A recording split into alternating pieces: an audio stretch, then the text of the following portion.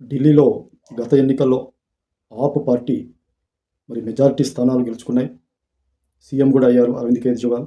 ఈ మధ్యే ఆయన మద్యం కుంభకోణంలో అరెస్ట్ అయ్యి జైలులో ఇన్ని నెలలు జైల్లో ఉండి వచ్చారు.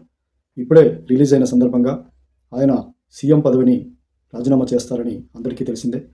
రాజీనామా చేస్తే దానికి సీఎం పోస్ట్కి ఎంతమంది పోటీలో ఉన్నారంటే 5గురు ఆప్ పార్టీలో పోటీలో ఉన్నట్టు తెలుస్తుంది. ఈ 5గురిలో అషితి మార్లేనా మినిస్టర్ ముందు వరుసలో ఉన్నట్టు తెలుస్తుంది. కేజ్రీవాల్ గారు జైలుకి వెళ్ళినప్పుడు ఈ అతిషి మార్లేనానే ఆవిడే ప్రభుత్వాన్ని నడిపించడం జరిగింది.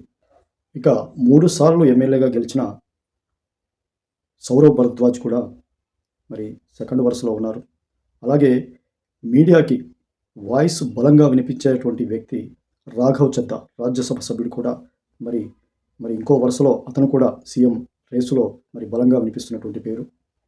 పార్టీలో సీనియర్లు కైలాష్ గెహ్లోత్ మరియు సింగ్ గారు, వీళ్ళిద్దరూ కూడా పార్టీలో సీనియర్ సభ్యులు. వయసులో చూసినా వాళ్ళ అనుభవంలో చూసినా కేజ్రీవాల్ కంటే కూడా సీనియర్లే. వీళ్ళ పేర్లను కూడా మనము కొట్టి పారేయలేమని కూడా చెప్తున్నారు.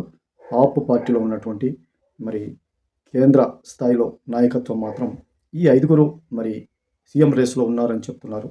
5గురిలో ఎవరు సీఎంగా చేస్తారనేది కేజ్రీవాల్ నిర్ణయం మీద ఆధారపడి ఉందని కూడా చెప్తున్నారు.